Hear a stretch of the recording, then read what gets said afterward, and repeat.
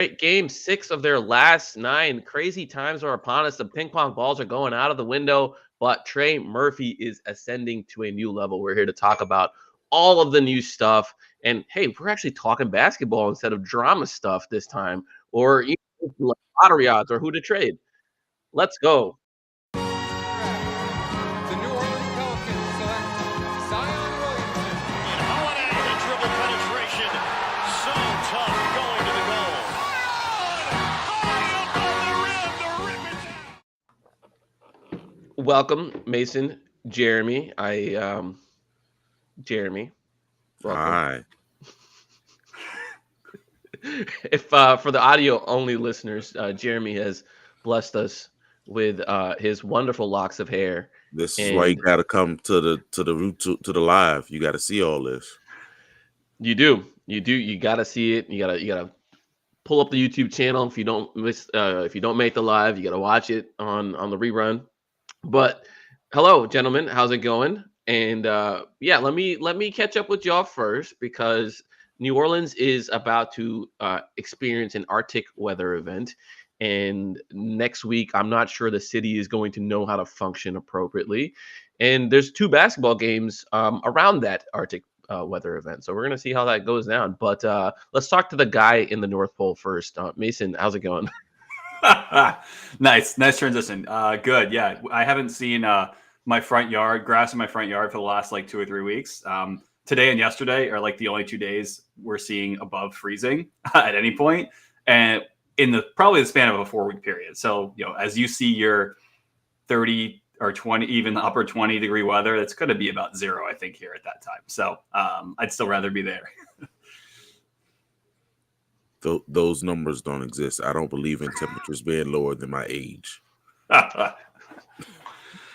Yeah, I mean, look, New Orleans, as much of the South, is not equipped from an infrastructure standpoint to handle anything that falls out of the sky that is not rain. And rain, I'm not sure it's fully equipped to deal with either. So we'll see. We'll see what ends up happening. I hope everyone stays safe during that time. Please do not hit the roads if there's any kind of ice or anything like that. Just it's not worth it. It's not worth it. If you had the opportunity to not go to work that day, please take it.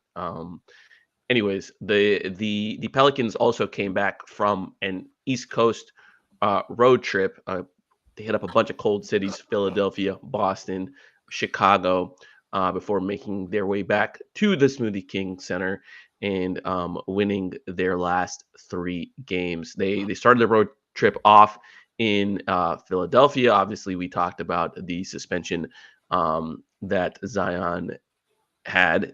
We have a whole episode on that. If you haven't checked it out, check it out. Pelicans won that game. Zion came back for the Boston game. Incredible hoops were played that night. And then both teams were kind of having insane brain farts down the stretch. It was a battle of who wanted it less almost. And CJ McCollum misses an easy runner at the buzzer, a shot that he normally makes, and the Pelicans lose by 1 in Boston. But all around encouraging game, and then the Pelicans go to Chicago, come out with a win. They head to New Orleans. Who do they play immediately afterwards? Dallas. Back-to-back? Dallas. Yes. Oh yeah, the hospital Dallas crew, right? Mm-hmm. The no Luka, the no Kyrie. But you remember last year what happened with those two, with the Mavericks? There was a home and road back-to-back, and we won the game that we probably should have lost, and then Luka didn't play, and then we won that second game. So weird stuff happens with Dallas. No, it was Dallas. It was Jordan Hawkins went off, and everybody thought we should start him in the first game. It was Hawkins and JV going off. And then everyone expected, well, there's no Luka. We're going to win the second game. And of course, we lose the second game because Tim Hardaway Jr. puts up a 40 ball. and to the Pelicans' defense, they were also missing Zion for that game. He's not cleared to play back-to-backs right now, and they were missing Brandon Ingram and Herb Jones, of course. So 3 of their 5 best players, at least, were not on the court. And so that brings us to last night's Utah game. Again, another team that should probably be relegated to the minor leagues with what they are doing. It is an affront to the sport of basketball, the way they're deciding to sit people and openly tank for the Cooper Flag sweepstakes. But that's what's happening. They were missing Larry Markkinen, John Collins, Walker Kessler, Jordan Clarkson, and a number of other people. To be honest, I can't even tell you their whole injury list. But that is what happened, and the Pelicans did what they should do if Zion is playing, and they whooped them. So we're going to start right off with a hair-related topic, because shout out Denzel, who says, hair going crazy, clearly talking about Mason here. But Eric says, suspension and goatee, is this Zion's bad boy era? And it would be remiss of us if we didn't address the Zion situation. So Zion is rocking a goatee now, fellas. I don't know if you've seen it yet, but it is all over the interwebs. I need some quick opinions. And Jose said last night, this is Zion's best look. Do you agree? 100%. I was not a fan of the David Ortiz beard that he was rocking the beginning of the year. Also, I'm jealous of anyone who could do a full beard. That's another story for another day. And the fact that my goatee doesn't connect, but I can act like I have one. I can live through Zion and through Schmidt now, because he rocks a little bit. So yes, this is his best look. And the slim face helps it out tremendously. I'm all about whatever look he hoops best with. And you know what? The last week or so, he's been hooping, and so I'm all aboard. See, James is saying everyone can grow, man. You just gotta try. You gotta believe in yourself. See, again, you have to be in the live. This is what I grow. I grow my from the top, nothing in the middle. I think Mason is correct in that whatever lets him stay on the court and let them stay aggressive. I don't have any strong opinions on his look. I will say, like, I think it's a step up from the Z that's typically carved on the side of his head. I'm glad he's growing out of that stage. And yeah, whatever makes him happy, whatever brings him the compassion, joy, and mindfulness that allows him to hoop, we support here on this podcast. But Zion has been hooping. He played under 24 minutes the last few games, and he's had massive outputs per minute outputs in those times. So last night, I believe he ended with 24 points, 14 rebounds, and 6 assists and 3 stocks. Or how many? You're 3 blocks, right? 3 blocks. Just no steals there. No steals. Right? Yeah. And he had a pretty similar outing in Chicago. It was actually a lot more points than it was rebounds. A lot more assists than it was rebounds. But, just same thing, just kind of stuffing the box score. And it's one of those things where this guy's not even playing 32, 33, 36 minutes yet. It's under 25 each time, stuffing the box score. What have you guys taken from Zion's return from his extended absence from the hamstring injury? I've got one pretty crazy stat for you with Zion, and then I'll give you my answer. But the notion of how few minutes he played and how many shots he took. So I was looking at all of Zion's games throughout his career with 20 shots or more. One other time in his career has he done that in under 30 minutes. So under 30. So not just 29, 28. This man took 21 shots in 24 minutes. It was the bubble. It was against Memphis in the bubble. Like, he has not that kind of shot volume hasn't come since then. His rookie year, right? That was his rookie year. Yeah. Yes. Yeah. And so I guess to that point, I think what I've picked up from him over the last few games is he's taking what the defenses give him. I think he's not trying to force anything. And I think early in the few games he played before his injury, you saw him forcing, trying to take a lot of shots that maybe weren't there.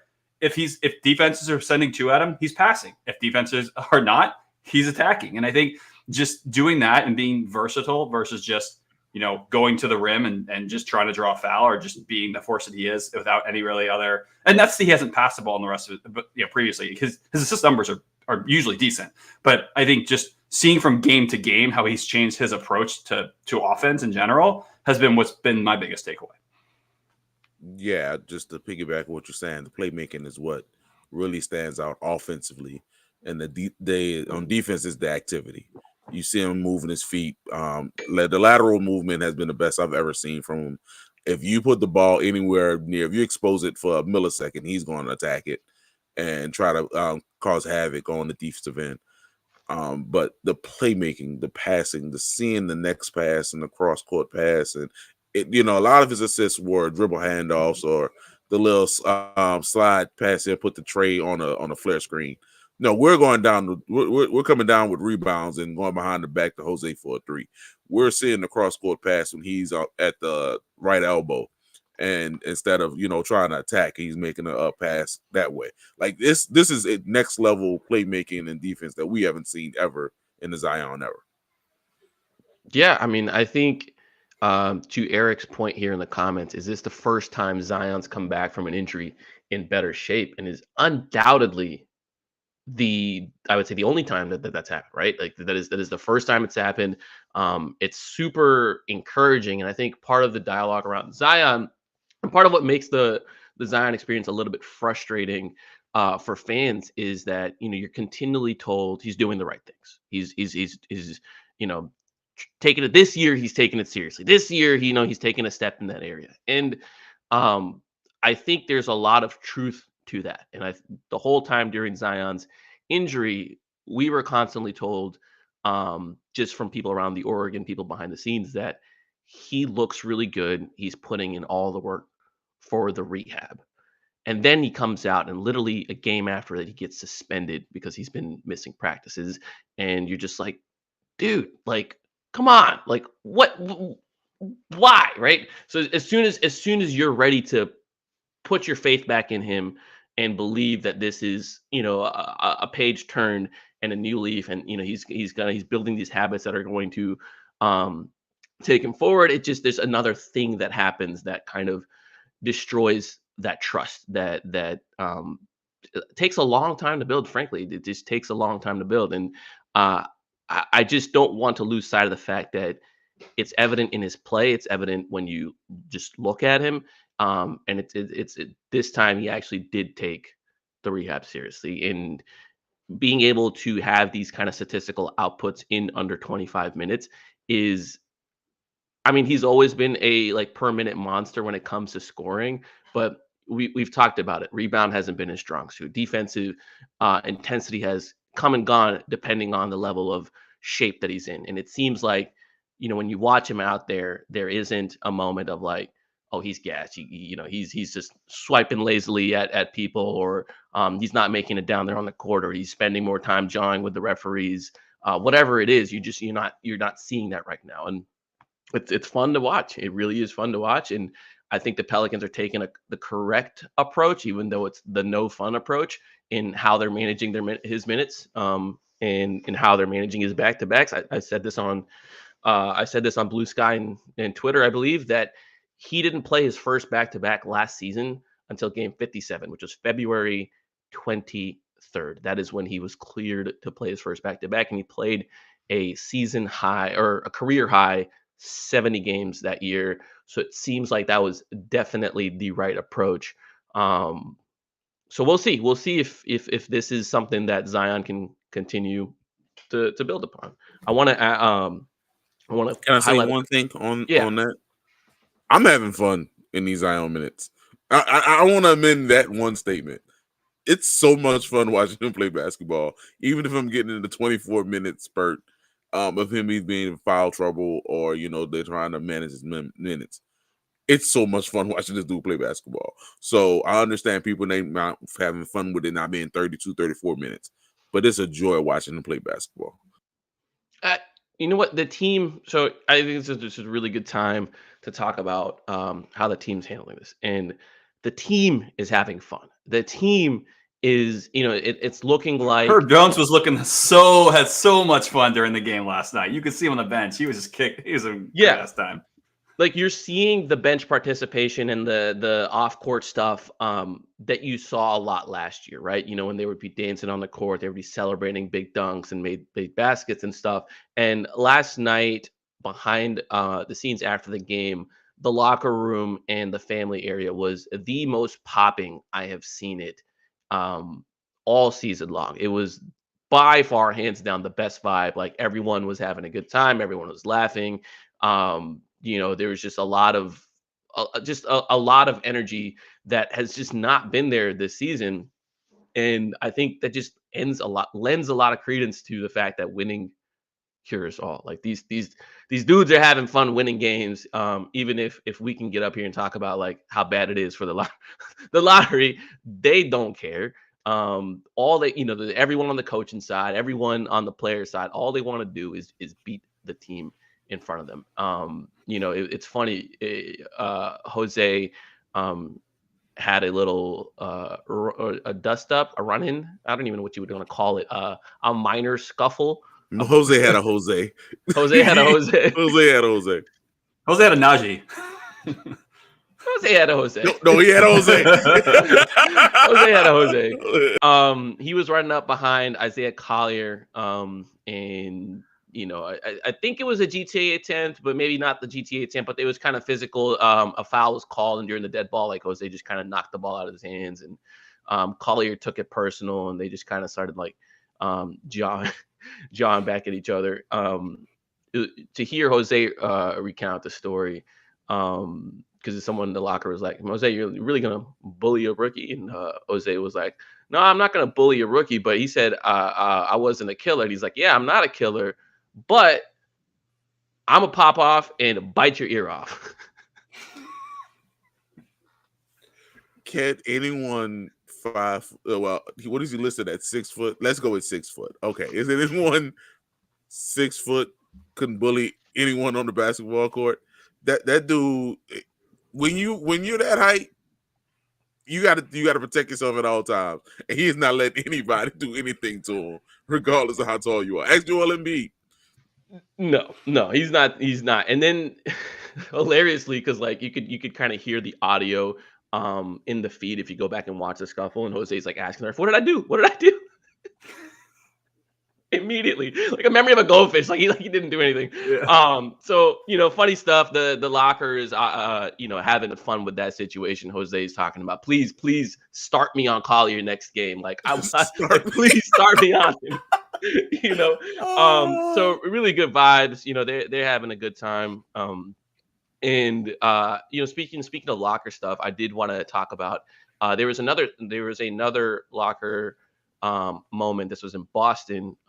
This was relayed to me that when the media was asking Zion about the suspension stuff in Boston, DeJounte Murray was off camera but within earshot and just encouraging Zion to be like, don't worry about it, Z, it's in the past. Let him know it's in the past. Like, we're moving on. Like, it's all good. And I thought that's some like really cool, like almost like big brother stuff from DeJounte, just like encouraging him behind the scenes, being like, it's not a big deal. Like, we're over it. Like, we handled our business and we're moving on. But just wanted to relay that little story, because sometimes you don't get these windows of like, how these guys are feeling when things might not be good, but how these guys are feeling when things are good. And so like, I think the locker right now is in a healthy spot, and wins do have to do with a lot.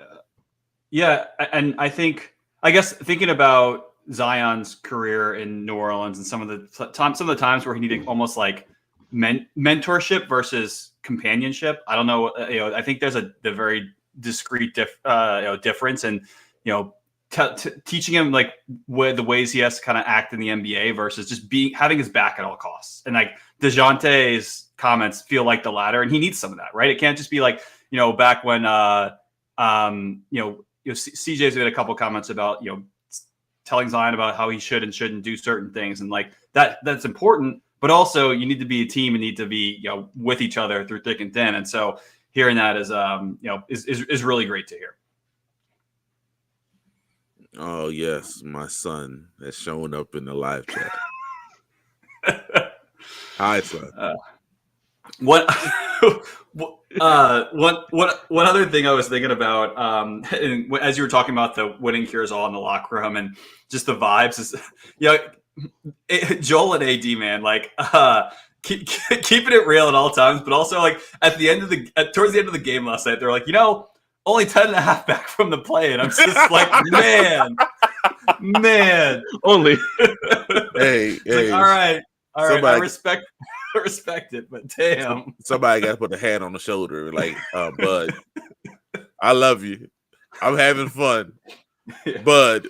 But even like earlier in the game, they were like, yeah, like they were laughing with the same thing you just were, Schmidt, about, Jose. Like, what did I do there? And they're both like, yeah, you did, Jose. So it's just they're all right. I mean, I think there's actually like a video of there's like a zoom in on like Antonio Daniels, and he's just like, he's like, you know what you did, Jose.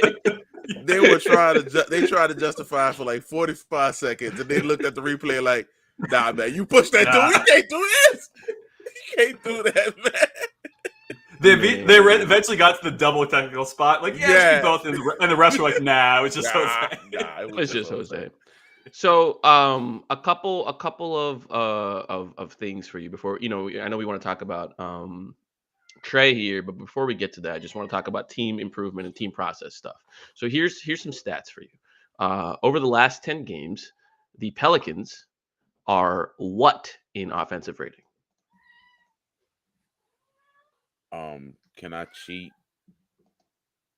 I think they were what did my notes say? They 13 in December, according to Clean the Glass. I believe. I may be wrong. I don't know. They got to be top 10. I mean, just like they've been piling up points. So I'll go ahead and I'll say sixth. Yeah, split the difference. They're ninth. Okay. The difference between them and 6 is less than half a point. So they're pretty close. They're up there. But in the last 10 games, they are what in 3-point attempts per 100 possessions? I'm gonna say like 3 because they faced the top 2 and outshot one and kept up with the other. So I'm gonna say 2. I mean, being above league average would be a huge win in this department. So I'm not gonna be quite as optimistic there. I'll say like I'll give you 11th. They are fourth. Wow. In 3-point attempts per 100, and the attempts there, they are averaging 42.2 per 100 possessions. 42.2. Here's some additional stats. They are first in fast break points, 5th in points off turnovers, 5th in assist to turnover ratio. They've had 50% of their shots come from 3 last night. They've surpassed that 50% shot from 3 only 6 times in the Willie Green era. And 3 of those 6 games have come in the last 8 games. 8 games. Yep. So, I just want to leave that data in front of you guys and get some opinions on that.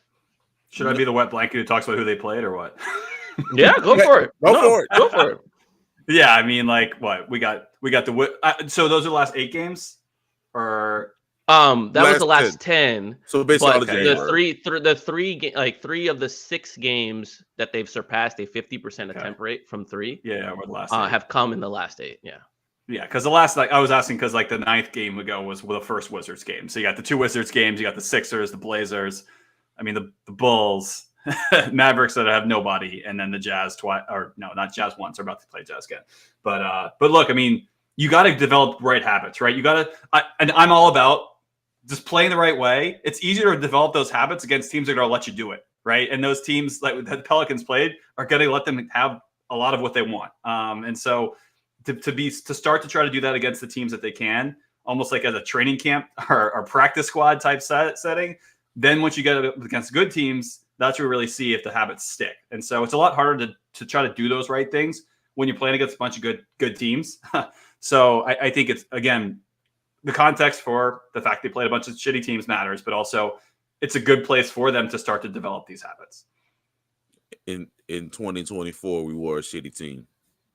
So, and we're not a great team all of a sudden either. That's what I'm saying. We're not great either. We're only 6-4. So they're only 6-4.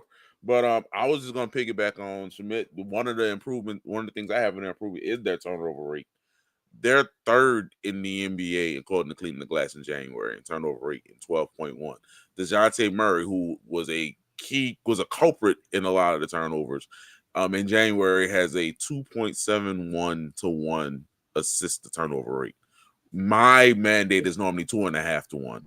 Yeah, to say that really you're good. a great league guard. So Trey Murphy has started to his turnover. He always has a low one, but it was in like 9-10 before he took over the small forward position role, and it's dwindled back down to under 8%.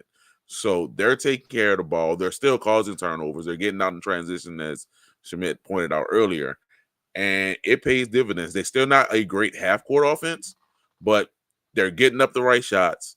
They're not settling to be in half court because they're 8th in frequency in the half court and one of the fewest teams. 8th in the least amount of times in half court frequency and 8th in transition frequency. So they're getting up and down, getting easy baskets before they have to deal with a set defense, and playing a terrible team does help that quite a bit.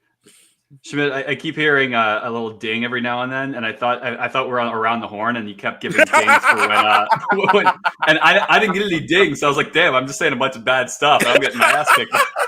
Oh man, I must be. I don't know. I'm just clicking around on some stats pages, but to your point, Mason, about the strength of schedule.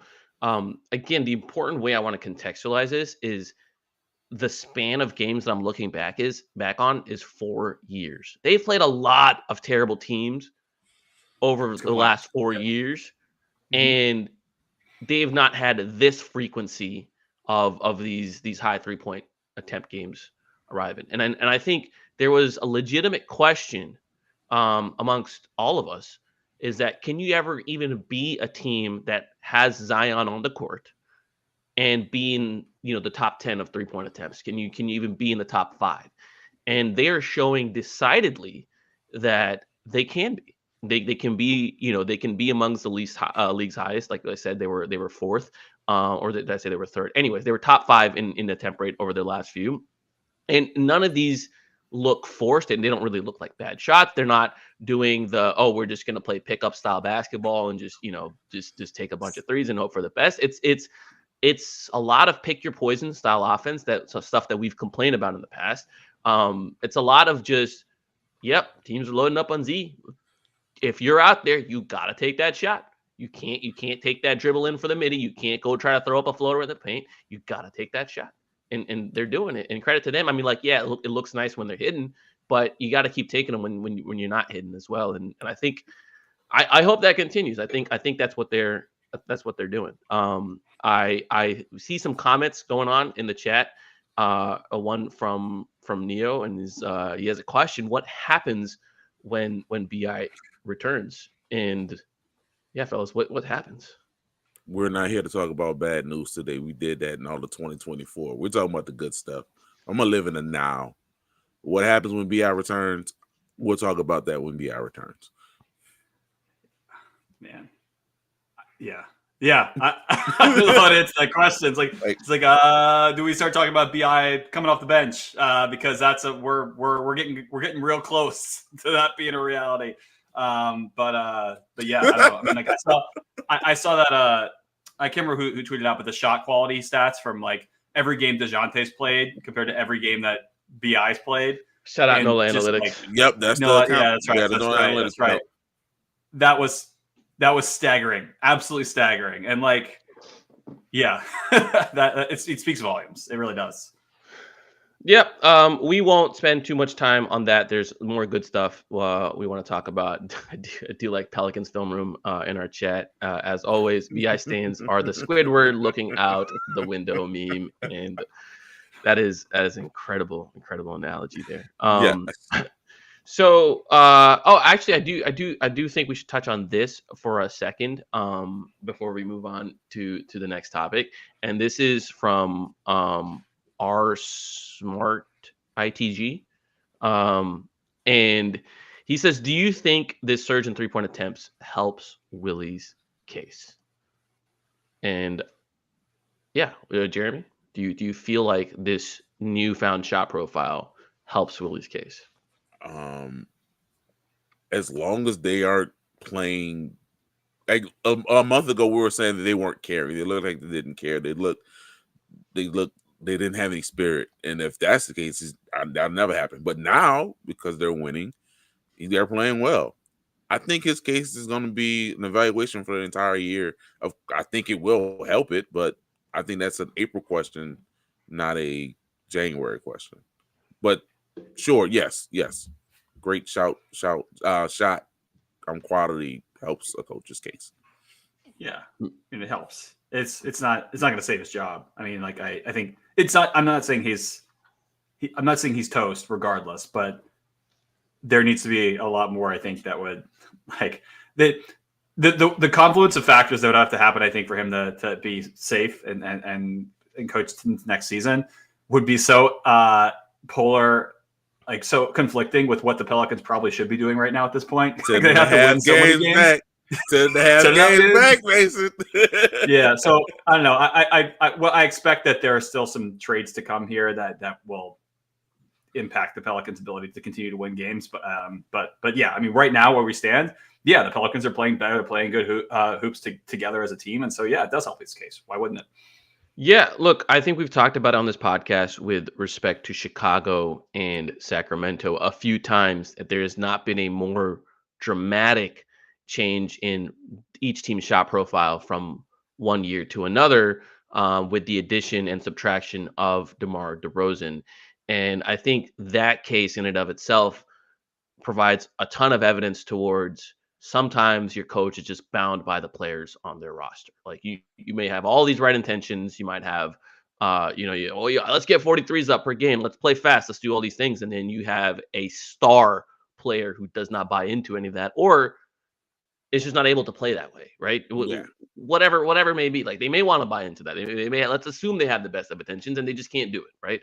And then what do? You're stuck with some of the worst shot profile in the league. The Pelicans, make no mistake, had the 30th ranked shot profile for a ton of 2024, and now that's turning around. So is Willie a more effective coach than he may seem on the surface? There's probably a chance, right? Should the Pelicans give him an extended run without Ingram on the team to figure that out? I'm not there. I'm kind of in Mason's camp because there are a number of things that have happened that you can point to in the past that are questionable. Chiefly being, or what our topic is today, the Trey Murphy development, and how his career has been handled. And so, the prioritization of some of these, defensive oriented players. There's been clear, I think, X's and O's issues, especially in the crunch time, that have led to losses in a way that losses should not have happened. And again, like I said, I'm not trying to deny the fact that not having Zion, not having Ingram, not having your best players for a lot of these stretches definitely makes the overall picture on you look worse than it should be, right? Well, he's probably an adequate coach. And I think most coaches in the league are adequate. There's like two or three or four maybe that can really, really, really change a team beyond what the roster is. And Willie, I will say, like, I don't buy into those folks who are like, Willie's the worst coach in the league. No, like, I don't think that is true. But I do think, and I'm a believer that he's reached his expiration date in New Orleans. And so that's just kind of where I'm at. And I'm not saying he needs to go today. Like it's something that, like, if he finishes his season out, that's not an issue at all. Last point on. Go ahead, man. You got it. I was just going to piggyback on the Willie talk before we get into the meat of what we want to talk about. Look at Detroit and look at Cleveland. That's why I put it when it comes to Willie Green. Look at Detroit, look at Cleveland. JB Bickerstaff, good coach, still showing that he's a good coach in Detroit. Also past the expiration date. Cleveland is now excelling with a new voice and a new style. Yeah, I was going to say that's it. A different version of the same thing. Like I've had that same belief, Schmidt, for years that, like, there's a few coaches in this league that are really going to elevate your ceiling to a degree that that goes beyond just your players. the majority of the coach, and there might be a couple who you say, yeah, we don't want this guy coaching our team because we think he's a step below everyone else. But like the middle is like 20 to 25 coaches who, in my opinion, it's just, are the players responding to him, yes or no? And if the answer is no, you move on. If the answer is yes, then you stick with them, because you shouldn't be shuffling your coaches to try to find that top 3 coach that could take you years to find, right? So that's where I'm at. And if the players if they're not responding to Willie anymore, which kind of seemed like early in the season, then yeah, it's time to move on. So we'll see how the year finishes out. Cool. I think since we brought up Trey, this is a perfect time to transition to the main topic of the podcast, which is Trey Murphy's growth as a player, what he's been able to do on the court as of late. So actually, I'm going to hand this off to Jeremy because I know he has a lot of notes on this topic. So take us away. Well, we can talk about his growth, but let's talk about the end point and go all the way back. When B.I. got hurt, I put out skeet, sure, that's what we'll call it, that Trey would put up 23, 5, and 5 in B.I.'s absence because he's ready to shine. Let me just read off his numbers, and then we can get to how he's got to this point. Since B.I.'s injury, Trey has only missed 3 of those games. He's put up 24.3 points, 5.3 rebounds, and 3.4 assists with only 1.6 turnovers. He's shooting 42, 37, 94 on 9 threes a game. He has a free throw rate of 31%, which would be his highest in his career. And he's shooting 94%.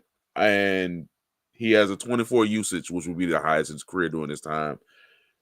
With a true shooting percentage of 63.2%, which is 5.5% higher than league average. He is a star. He is an efficient shooting star. And we're going to go through how what he had to do to earn his trust. Pelicans Field Room put a great question. What do we think about Willie asking Trey if he could stay in, and Trey demanding to stay in, and he trusted him? I think that's growth as a head coach. I think that's also what all coaches should do, is trust their stars. So I was frustrated. I remember that exact situation, and then a minute later, after the timeout, Trey Murphy's off the floor. He let him play 1 extra minute, but because I was like, he should have kept playing. I agree with you. Like, don't change the rotation, especially against in a game. Anyway, off topic. Yeah, I mean, I think Willie's always been a little conservative with his players when it comes to fouls. Even with Herb, right? Even someone like Herb, he is subbing him off with 2 minutes left in the half. If Herb's got 2, like, don't want you to get that third, right? If he's got 3, like, subbing you off. So I think different coaches fall on different lines of that philosophy of fouling your own players out or not. We're not here to get into that in the weeds, but you talk about Trey's production, and just on the season itself, he is the Pelicans' most efficient player. And this is a roster that includes Yves Missi, whose shot diet is basically dunks. Right? Zion Williamson, one of the most efficient 2-point scorers in the league, in the league's history. Yeah. And Zion's having a rough year when it comes to efficiency, but the sample on it is extremely small. He's played 10 games this season, right? And plenty of players have had 10-game stretches that are not great. So we'll see, if they're in another 10, like where he's at, and so on and so forth. But Trey Murphy is the most efficient player on the Pelicans roster.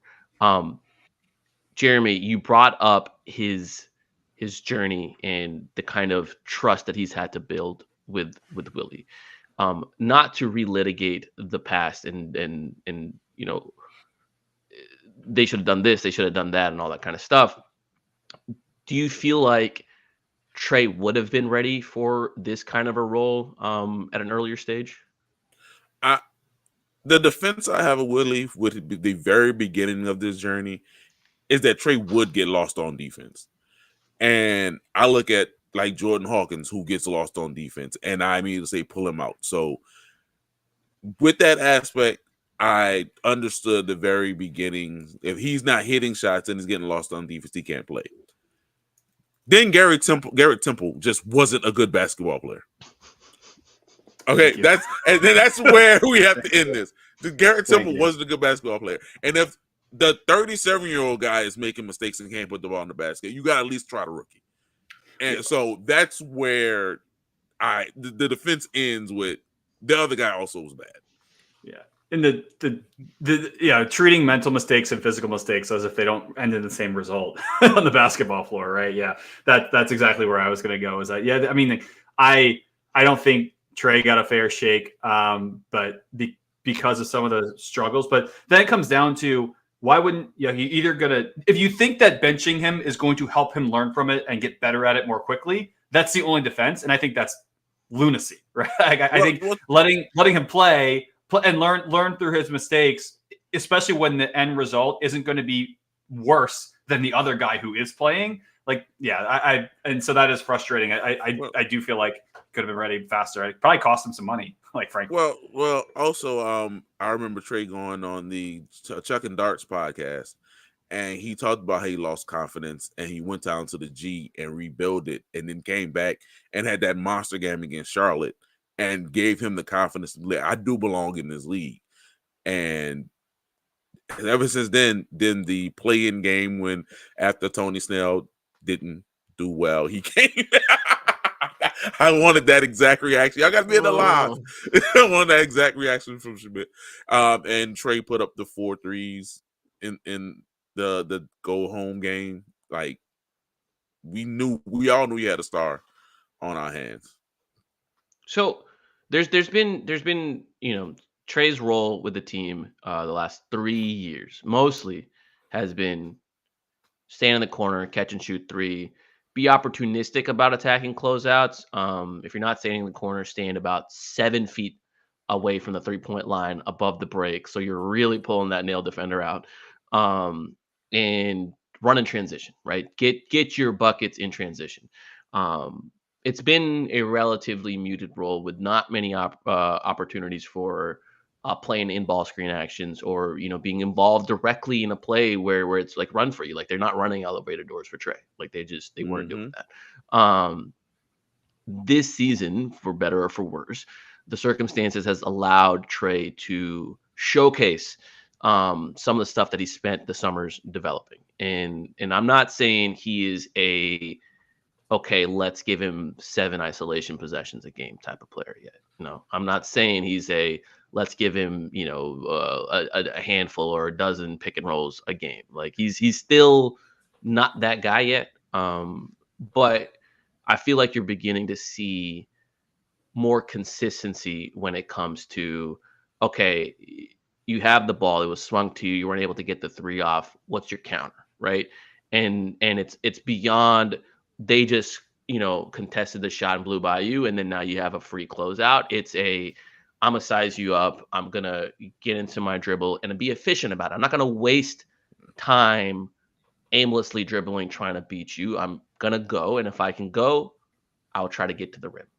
I'm not gonna settle for a contested bad shot.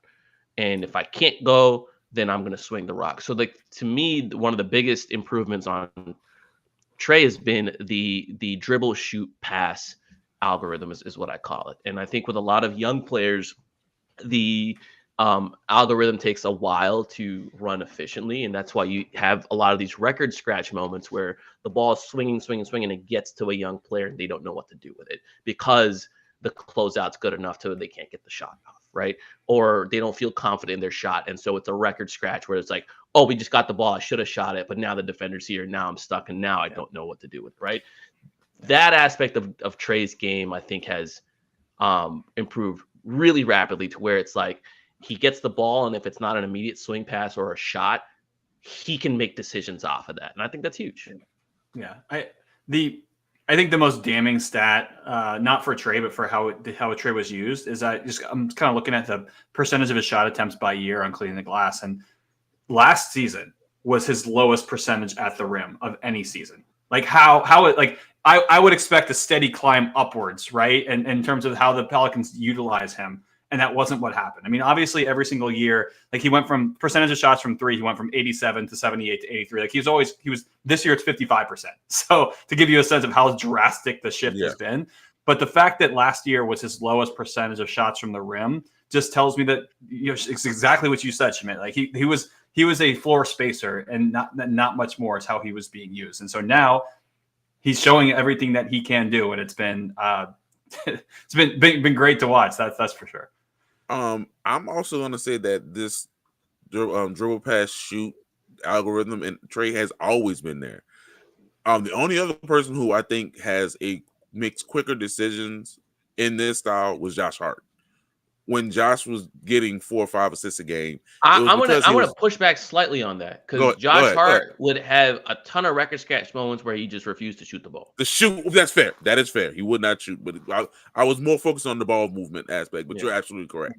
I remember a game in Orlando in Trey's second year, and people were getting so mad at him because he wasn't taking every shot.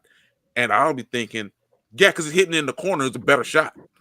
And he's immediately processing that. The fact that he's in his second year when he didn't play many games and he hits the corner man because he doesn't take it from the wing is growth. It's growth that I don't see in a lot of young players. It's growth that I don't see when I watch Houston. Not even Nikhil. I was going to go with another team. No, I'm saying he didn't make the right pass ever. He didn't make the right pass. Chucked. When Cam Whitmore is jumping up and down because he's open because someone didn't make the right pass, or he refused to make the right pass. Like, I'm watching young players around the league, and Trey has never been that way. And now you talk about his development and his play style and the actions he run. How many times have they run stack pick and roll before this year? Not enough. You know what I'm saying? You can look 2-3 times a game. DeJounte, Messi, and Trey run stack pick and roll.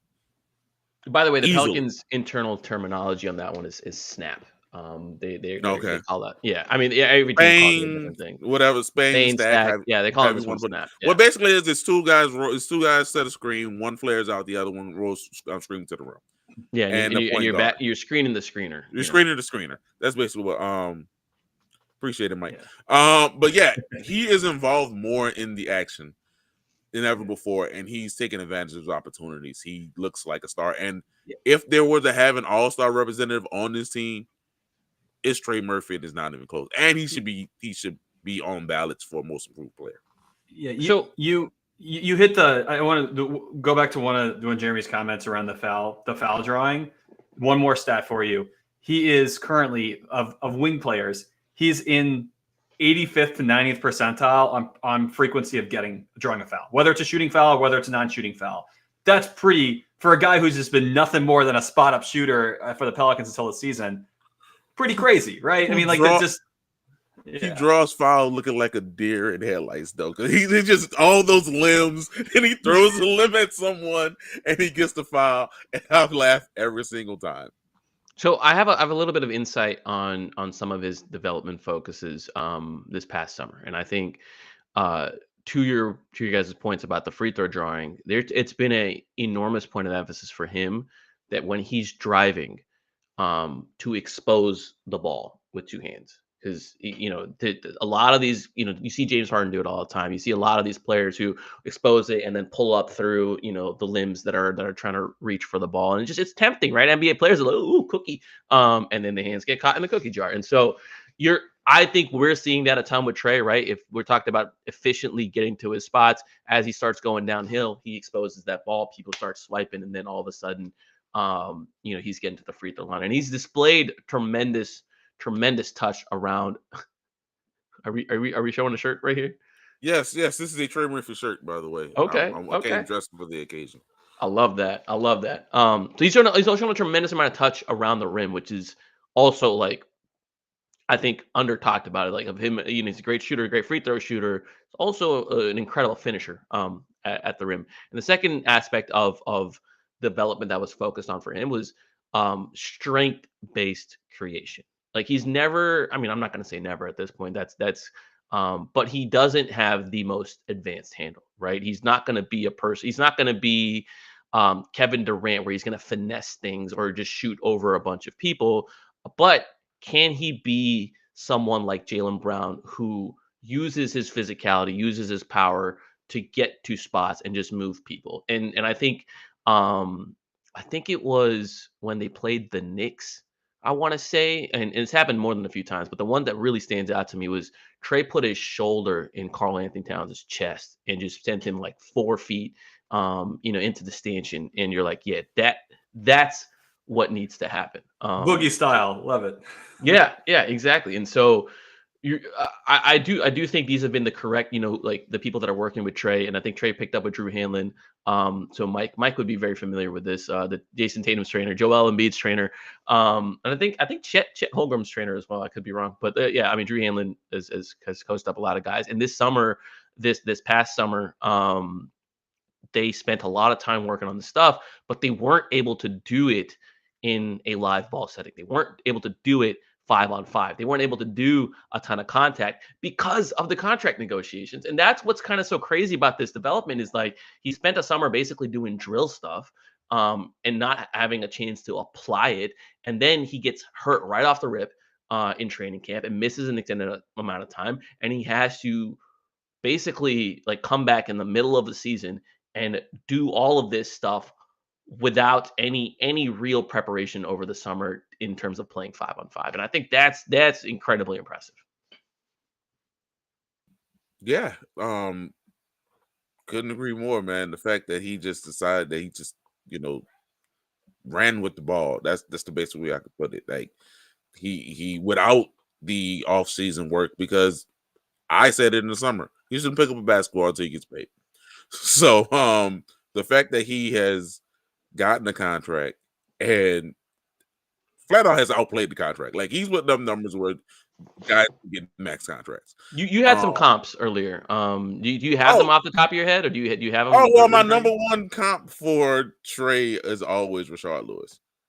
Another gangly 6'10" athletic shooting wing who didn't have the craziest dribble, but he can blow by you, he can draw fouls, and he could put it on your head. Not the Orlando. I used to think Orlando because of the standstill shooting, but no, we're going to Seattle version now. Like he is getting to the rim. He is finding way. He isn't going to the post because that was 20 years ago, but he's getting to the rim. He's putting it on your head. Yeah. So I think since we're on that topic, what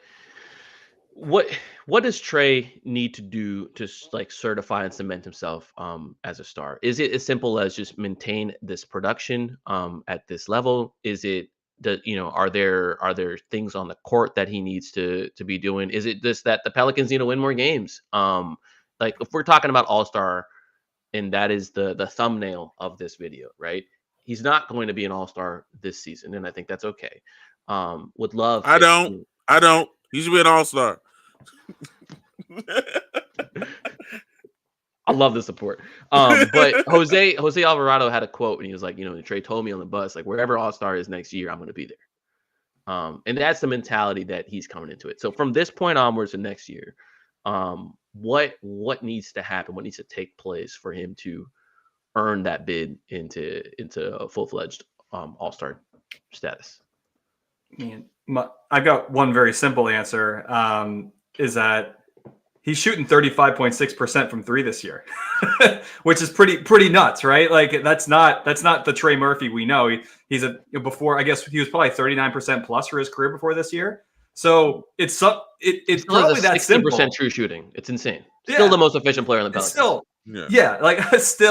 So it's just get back to his 3-point percentages he's been shooting this whole. And look, he's taking more, so they're more contested. They're not as easy shots as he was taking before in his career. So it's not surprising to me to see that percentage dip. But 35.5% is too much of a dip, right? Like because Trae Young's a great example, Luka to a lesser extent, but he shoots so many of them that he's gonna shoot, and he's like 5'10". Like they're gonna be pretty contested, and so the 3-point percentage won't reflect the kind of shooter he is. So I realize that Trey's not going to shoot 40% from three every year. Probably, I guess he could be Clay, but just getting that 3% back up, it's going to add efficiency. It's going to add points per game, like because he's doing all the right things right now, and it's just the Pelicans continue to enable that progress from him, and the shooting percentage is coming up just a little bit. I think that's all it takes. I would say that he should continue to shoot 47, 37, 94. And put up 24, 5 and 3 on 63% true shooting. That's a great, and win games. That's a great recipe to become an all-star. Like, just continue to do what you're doing. I want to say, I don't have it up right now, but in the 3 games he's played with Zion, he's had at least a 65% true shooting percentage, and he's had multiple 30-point games. Like, just stay the course. Stay the course, win games. He'll be an all-star because he looks the part now. So there's a comment here from TMN Tiger, and he says, I don't think he'll be a star until the coach of the team uses him like a star. And I think, you want to say something, Jeremy? Yeah, I think the coach uses him like a star now. I think that was, sincerely, I think that was a fair criticism until a month ago. Willie has gone out of his way to say that we needed some scoring. Trey has taken that mantle. He's taken the usage for us, and he's putting it up. And for the most part, the usage hasn't gone down since Zion's return, and we all know how great those two work together. So until recently, I can understand that criticism, but now Willie understands what he has. Yeah, I mean, I got a question for you about that one. Do you think that was the coaching staff doing that, or do you think that there was any sort of encouragement, given where we are in the season, that let's see what our younger guys can do if given that kind of autonomy and freedom? I mean, or do you think it was just the coaching staff was like, it's time to get Trey Murphy the ball more? I think it was a product of injuries, and they had no other people who could put the ball in the hoop. And Trey was like, this is also my opportunity, and I'm not going to waste it. So I think I will say this coaching staff has always been on the more conservative side about enabling any player and their usage. And so I always go back to Zion and the first year Willie actually got to coach Zion, because obviously Zion missed that first year entirely. But the following year, he started out the season. It was like, okay, where's Point Zion? Where's Point Zion? Where's Point Zion? Didn't see Point Zion. And then Brandon Ingram gets hurt. And then you see Point Zion in a Clippers game in the second half. And you're like, whoa, when did that happen? And that was Zion deciding it's time to be Point Zion, and not Willie being, hey, go do your thing, right? And so I think that's played out a number of times with players. And Trey has unfortunately been a part of that, where it hasn't been like, okay, dude, like we're going to drop all these plays for you and get you all these shots. But now, to what Jeremy's saying is like, I do think it's happening, right? But the catalyst of it, I think, was injuries more than anything, because we saw for that brief moment this year, they put Trey on the bench. Mm-hmm. They put Trey on the bench when they had CJ, Herb, and BI and DeJounte healthy. That's what they did. So again, but I don't want to turn this into a Bash Willie podcast. We're going to focus on Trey here.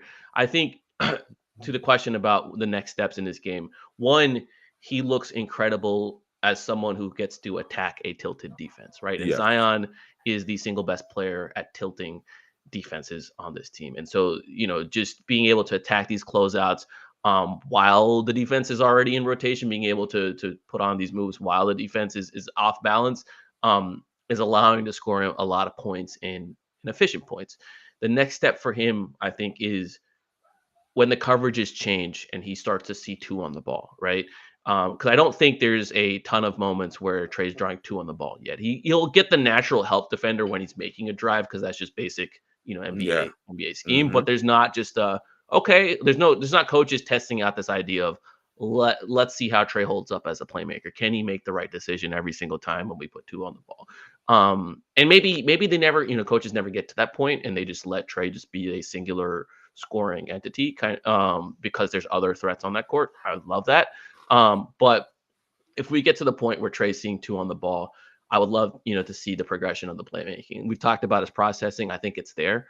I think he's tall enough to where he can get some of those passes off. I don't think he's ever going to be Luka. I don't even think he's going to be Zion when it comes to the playmaking, or BI. But can you make the right decision? Can you keep the offense flowing? And that's a step from him. I think the second thing is, just like you said, just the continuation of what he's doing right now.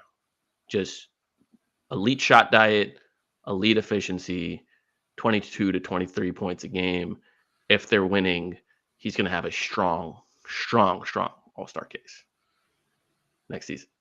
He better make an All-Star snubs list. I'm putting it out there right now. He better make someone's All-Star snub list. Not outside of mine. The other thing is, like, I think to go back to the Tigers' point about like coach using him as a star, I do think there needs to be a team-wide commitment next season, unless there is a awesome addition to the team. Trey basically needs to be treated as if Zion is 1A, Trey needs to be 2A, 2B with whoever else is on the team. Like it's sometimes going to be DeJounte's night. Sometimes it's going to be Trey's night, but like he's got to be the unquestioned, like, hey, this is the second guy. And I think DeJounte would also like to play the style of basketball where he's getting the assists rather than the points. And then he gets to be the third guy taking the third, assignments. And then he'll have hopefully have a more efficient outings himself. And I do think this is an important part to talk about, like, moving off of CJ and finding any kind of CJ replacements. This is the sort of danger that you run into when you kind of talk about just getting rid of CJ as a player. I do think CJ as the fourth guy or the third guy on any given night provides a ton of offensive value just from him being able to hit the threes at the volume that he does, but also just providing actual playmaking juice and on-ball juice. And he's just able to, again, CJ attacking a tilted defense, great. CJ having to run the offense and then dribbling around for 15, 20 seconds, not so great. So it's one of those things to monitor where when the Pelicans continue to build this team, I do like this idea of DeJounte, Herb, Trey, Zion, and Misi as a unit. But I would love if there's more than two guys who I consider to be not great scorers in that lineup. Like if they can have four scorers on that lineup, we're cooking. Yeah. Go ahead, Mason. Go ahead. Nope. I'll wait. No. I was just saying, I've always envisioned CJ becoming like, if he was Bogey, if he was Clay, used in the way where he's never got to worry about two on the ball, like what Dallas Mavericks Clay. When he doesn't worry about two on the ball, doesn't have to worry about responsibilities, and he just shoots or attacks closeout.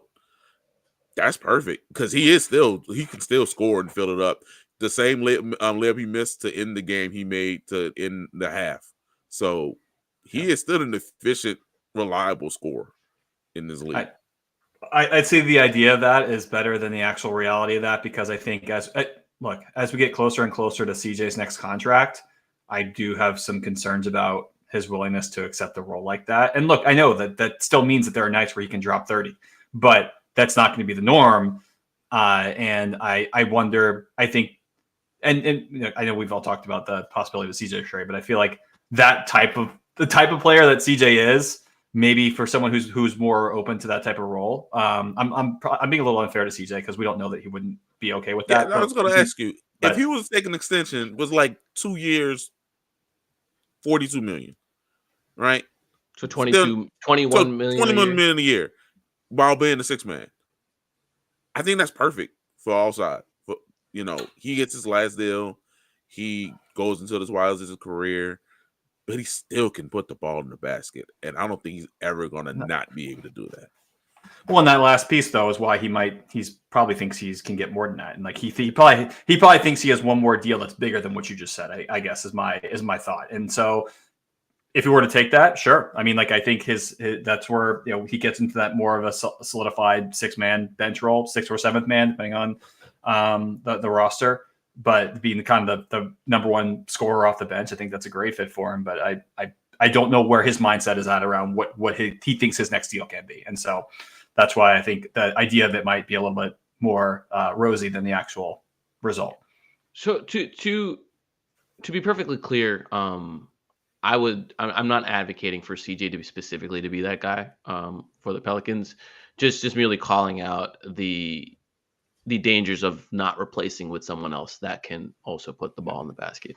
And I think a lot of these nights where the Pelicans look like they're having a ton of fun, they're making a ton of shots, it's due to their main guys obviously being productive offensively, but their role guys being productive offensively. Last night, you got double digits from Jose, Hawkins, Daniel Tice, right? Like it's offense, offense, offense. And then when you have a roster that can't consistently put up points, or doesn't consistently have scoring options, you can have the best process in the world. You can have the best shot profile in the world, and it doesn't matter, right? It just doesn't matter. And I think you need guys like CJ, like even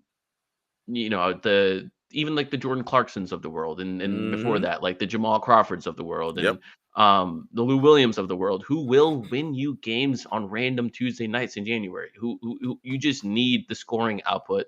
So it's not the main guys over and over and over again, which I think does, like in Zion's case, I think the usage does contribute to his injuries. I think the times that he's gotten injured in the Willie Green era, it's been times where Brandon Ingram has not been available, and he's had to carry on a physical load that is probably too much for his body to handle. And obviously we want Zion to work his way out of that, so those injuries don't happen. But like that's the reality of the situation. Like it's there's a strong correlation with his usage and just ramping up the way it does, and then him getting hurt like after that because his body can't handle it. And so Can you bring up the last comment and I'll answer it sort of kind of how I think about it. I would assume that if he was to agree to an extension, it'd probably be like the way Laurie Marketing did this summer. He agrees to a 2-year extension because he is due for one. He can sign one right now because he only has 2 years left, but he can basically sign it 2 or 3 days after whatever the trade deadline would be, because you can't get traded 6 months after you sign your extension. And he signed it to where the 6 month it ends where he won't be traded past the deadline. I believe that's because CJ's smart. He's savvy. Before we get into any of the complexities of it, the extension's not happening. I'll just put it that way. It's not. The Pelicans are not doing it. We can get in the weeds of the CBA and the dates, and I think it's important consideration. I don't think it's a possibility. In fact, to my understanding, this summer, CJ's camp explored the possibility with the Pelicans. The Pelicans were just not interested on it. So I would not expect it. I would expect, completely honest with you, I don't think CJ is on the Pelicans next season at all in any capacity, and that is why I think it's important that they continue to find people who can score, and just provide shooting, scoring, and because he let him in scoring last night, and he got things started, went 5 for 5 from 3. So you need other scoring, right? And so the other thing here is shoot, I just forgot what I was going to say. Yeah, you let him in scoring. Let's just stick with that. My mind went completely blank. That's my bad. That's my bad. No, that's okay. I think we've spent a lot of time here. Appreciate everyone who tuned in. Before I get to the promotional aspect of this, one final question for you guys. Outside of Yves Missi, do you think the Pelicans are going to have a participant in any of the All-Star events coming up next month? Participant, and that could be you know what I'm talking. You know what I'm getting at here. Hey, if Trey wants to do 3-point shootout, I'm going to say Trey. I'm putting him in the All-Star festivities one way or the other. So yes, I will say Trey will participate in the 3-point shootout because he doesn't want to get robbed again from slam dunk by a mascot. Well, I was going to say that at least with Trey, you've got some versatility. He could be in either one, right? Unless, has he said he doesn't want to be in the dunk contest again? Yeah, he said he's done with the dunk contest because it was rigged. He was robbed, yo. He was robbed. It was rigged. I'm heated. He was robbed. Yeah, I mean, would CJ do the 3-point contest?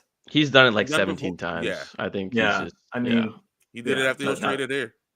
That tracks. Yeah. I mean, again, but yeah. Mostly Alvarado skills contest. Why not? Why not? Yeah. I want to see I want to see just the skills contest become a no one under 6'9". Yes, That's it. No one under yes. 6'9". Like That no just, one that can masquerade as a guard. And or honestly, just keep or moving the height up every year. if either height or you have to be 250 pounds or more, so Zion could qualify. Exactly. Yeah, there should actually be a weight class. Let's go there. Yes. That'd be really fun. Yeah. You see Kenneth Lofton arrive from wherever he's at, and he's just like, skills contest. Let's go. Right. Shout out to everyone for listening. I'm gonna hand it off to Jay to take us home. Again, thank you everyone for showing up live. Rate, review, comment, subscribe, like, hit the bell on YouTube. Comment on Spotify if you listen to the audio versions. Rate, review, subscribe there. Apple, everything, wherever you listen, wherever you watch. Hit us up, subscribe. It'll be in your feeds. And thank y'all for being here, man. We love y'all. Appreciate y'all. To the guy who wanted to comment on our lighting situation, we're still waiting for that super chat, my guy. Yes, sir. We're still waiting for that super chat. So if you hit us with that super chat, we'll buy Jeremy a lamp, and we'll buy him some monitors that don't flicker. Appreciate y'all. He didn't get double nickel, but Trey went for 30. That's good enough for me, Mike. Yeah. Thanks, everybody.